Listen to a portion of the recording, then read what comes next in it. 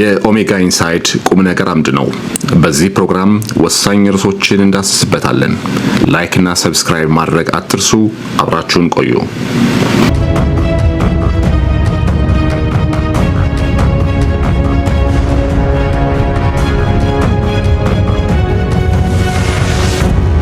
ምስራቅ አፍሪካን ከሁለት የሚከፍል እሳተ ገሞራ ፍንዳታ ይኖራል ተብለን ሳንጨርስ አሁን ደግሞ ሌላ ችግር እየመጣ ይመስላል። የናሳ ሳይንቲስቶች በፈረንጆቹ 2032 በአስትሮይድ ሊመቱ የሚችሉ ሀገራትን ስም ሙሉ በሙሉ ይፋ አድርገዋል። በናሳ ካታሊና ስካይ ሰርቬይ ፕሮጀክት ሳይንቲስት የሆኑት ዴቪድ ራንከን ከ7 ዓመት በኋላ በአስትሮይድ ሊመቱ የሚችሉ የምድር ክፍሎችን የሚያሳይ ካርታ ይፋ ያደረጉ ሲሆን በዚህ ካርታ አደገኛ ኮሪደር ውስጥ የተካተተችው ኢትዮጵያ ናት። Northern portion of South America, crossing the Atlantic Ocean, crossing northern Africa, crossing the Arabian Sea, India, and it ends right here. በምስሉ እንደምታዩት ከደቡብ አሜሪካ ተነስቶ የፓሲፊክ ውቅያኖስን አቋርጦ አፍሪካን፣ ደቡብ አረቢያን እና ደቡብ እስያን የሚያጠቃልለው ይህ ኮሪደር ቬንዙዌላን፣ ኮሎምቢያን፣ ኢኳዶርን፣ ህንድን፣ ፓኪስታንን፣ ባንግላዴሽን እንዲሁም ኢትዮጵያን፣ ሱዳንና ናይጄሪያን ከአፍሪካ ሊመታ እንደሚችል ተነግሯል።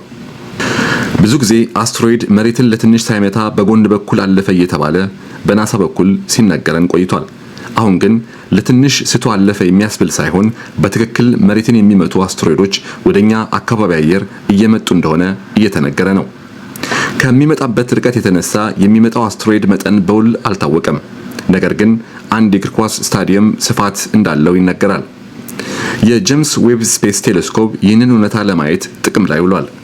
በ2024 የተገኘው ይህ አስትሮይድ ስያሜው አስትሮይድ 2024 YR4 ተብሏል። ይህ አስትሮይድ በሚወድቅበት ጊዜ ምን ያህል ጉዳት ሊያደርስ ይችላል የሚለው ትልቁ ጥያቄ ነው።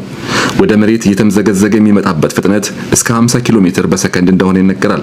50 ኪሎ ሜትር በሰዓት አይደለም፣ 50 ኪሎ ሜትር በሰከንድ። ልብ በሉ በምን ያህል ከፍተኛ ፍጥነት እየመጣ እንደሆነ መረዳት ይቻላል። ለምሳሌ 25000 ኪሎ ሜትር በሰዓት እየከነፈ የሚመጣ አስትሮይድ በሚወድቅበት ጊዜ ከ1 እስከ 2 ኪሎ ሜትር የሚደርስ ጉድጓድ ይፈጥራል ማለት ነው።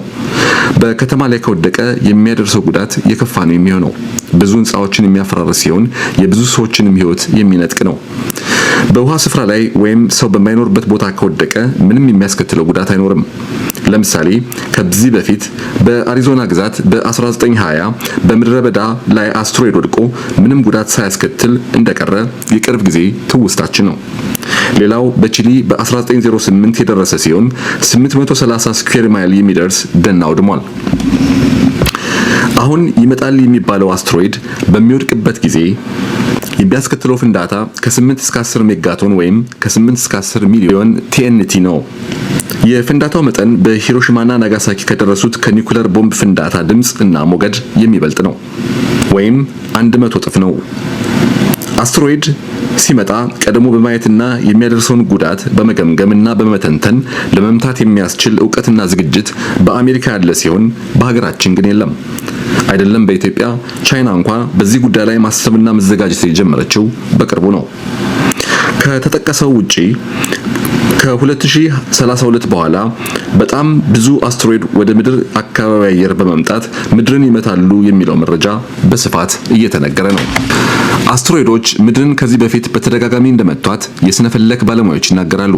አንዳንዶች እንዲያውም በአንዳንድ አካባቢ የተፈጠሩት ትልቅና ሰፊ ጉድጓዶች በእሳተ ገሞራ ፍንዳታ የተፈጠሩ ሳይሆን በአስትሮይድ መውደቅ ምክንያት እንደሆነ በማስረጃ አስደግፈው ይገልጻሉ።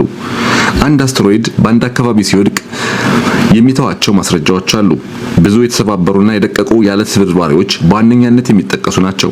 በኢትዮጵያ ላይ በቅርቡ በጅማ ዞን የቡ ከተማ ከሰማይ እንደመጣ የተነገረለት ድንጋይ ሜትሮይድስ እንደሆነ ይነገራል። አስትሮይድ በህዋ ውስጥ የሚገኙ ድንጋያማ አካላት ናቸው። በዋነኛነት የስርዓተ ፀሐይ አካል በመሆን በማርስና በጁፒተር መካከል ባለው ስፍራ የመቀነት ቅርጽ ወይም አስትሮይድ ቤልት ፈጥረው ፀሐይን ይዞራሉ። እነዚህ የሰማይ አካላት ግዙፍ ሊሆኑ ይችላሉ። አንዳንዶቹም በመቶዎች ኪሎ ሜትር የሚቆጠሩ ዲያሜትር ያላቸው ናቸው።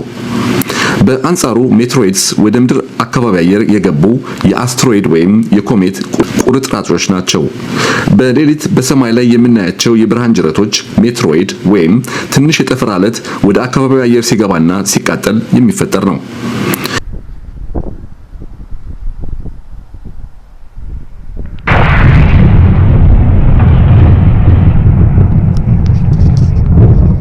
በመጠን የገዘፉና ጠንካራ የሆኑ አለቶች ከእሳታማው መተላለፊያና የመሬት አካባቢ አየር ተርፈው መሬት ላይ ይደርሳሉ።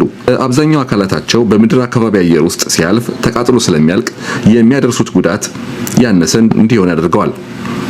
ነገር ግን መንኮራኩር ሆነ ሳተላይት በመምታት ትልቅ ጉዳት ሊያደርሱ ይችላሉ። ያም ሆነ ይህ ከኮሜቶች ይልቅ አስትሮይዶች የሚያደርሱት ጉዳት እጅግ የከፋ ነው። በምድር ላይ የነበሩ ትልቅ እንደ ዳይኖሰርስ የመሳሰሉ እንስሳዎች በአስትሮይድ ተመተው እንደጠፉ ሳይንቲስቶች መላምታቸውን ይናገራሉ። አስትሮይድ መሬትን በሚመታበት ጊዜ ወደ መሬት የሚመጣው የኬኔቲክ የኃይል መጠን ከፍተኛ ነው። በድንገተኛ የንፋስ ማዕበል መልክ ወይም ሾክ ዌቭ ከፍተኛ መጠን ያለው ኃይል ይወጣል። ይህም የከርሰ ምድርን መናወጥ፣ የህንፃ መደርመስ፣ የእሳት አደጋ፣ የተሰባበሩ መስኮቶች፣ የግንባታ መዋቅሮች መፍረስን ያስከትላል። ሌላው 200 ሜትር ጥልቅ ጉድጓድ የሚፈጥር ሲሆን እጽዋትንና እንስሳትን ብሎም የሰው ሕይወትን ሊያጠፋ ይችላል። በውቅያኖስ ላይ አስትሮይድ በሚወድቅበት ጊዜ ትልቅ ሱናሚ ሊያስነሳ ይችላል። በዚህም እስከ 20% በምድር ላይ ያለ ሰው ሊያልቅ ይችላል።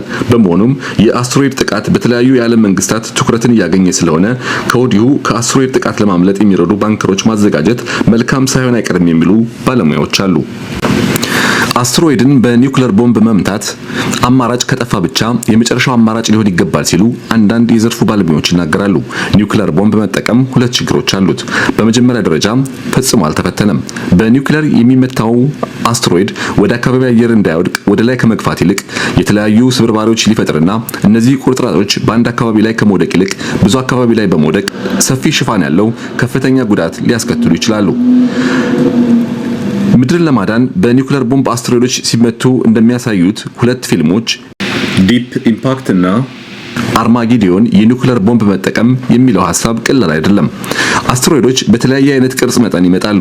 ትልቁ አስትሮይድ 580 ማይልስ ወይም 933 ኪሎ ሜትር ዲያሜትር ሲሰፋ በጣም ትንሽ ተብሎ በ1991 የተመዘገበው ደግሞ 6 ሜትር ስፋት አለው። ከ10 ኪሎ ሜትር በላይ ራዲየስ ስፋት ያለው አስትሮይድ መሬትን ወይም በምድር ላይ ያለውን ሕይወት ለማጥፋት የሚያስችል ኃይል እንዳለው ተደርጎ ይታሰባል። በጠፈር ውስጥ የኒውክሌር ፍንዳታ ጎጂ የሆኑ ጨረሮች ያወጣል። አስትሮይድ በቀላሉ የሚተኑ ንጥረ ነገሮችን የያዙ ከሆነ ያልተጠበቁ መርዛማ ኬሚካሎችን ሊረጭ ወይም የራዲዮ አክቲቭ ፍርስራሾችን ሊያስከትል ይችላል። ሁለተኛው በጠፈር ውስጥ የኒውክሌር መሳሪያዎችን ማፈንዳት የኒውክሌር መሳሪያዎችን በውጭኛው የጠፈር አካል መጠቀምን የሚከለክል የ1937ቱን ሕግ የሚጥስ ይሆናል። ዓለም አቀፍ ውጥረትን ሊጨምርና በጠፈር ውስጥ የጦር መሳሪያ ሽቅድድም ወይም አርም ሬስ ሊያመጣ ይችላል። በ2005 የአሜሪካ ኮንግረስ አስትሮይዶች ምድራችንን እንዳይገጩ ለመከላከል እቅድ እንዲያወጣ ናሳን ጠይቆ ነበር። በናሳ የተዋቀረው ኮሚቴ ኒውክሌር ከመጠቀም ይልቅ የሌዘር ቴክኖሎጂን መጠቀም ወይም የአስትሮይዱን አንዳንድ ንዑስ ክፍል እንዲፈላ በማድረግ ወይም በመምታት መሰባበር ወይም በጠፈር መንኮራኮር ወደ ላይ መግፋት የሚሉ ከኒውክሌር ውጪ የሆኑ አከራካሪ መፍትሄዎች ማቅረቡ ይታወሳል። የናሳ አስትሮይድን በኒውክሌር ቦምብ መምታት የሚለው ሐሳብም ተቀባይነት ያለው ሲሆን ነገር ግን በዚህ ጉዳይ ላይ ስምምነት መድረስና ሁነኛ መፍትሄ ማምጣት አልተቻለም። አንዳንዶች አስትሮይድ ወይስ የኒውክሌር ጦርነት ነው ዓለምን የሚያጠፋው የሚል ጥያቄ ይጠይቃሉ። አብረን የምናየው ይሆናል። ኢትዮጵያን እግዚአብሔር ይጠብቃት፣ ቸሩን ሁሉ ያሰማን። ላይክ እና ሰብስክራይብ ማድረግዎን አይርሱ። መልካም ጊዜ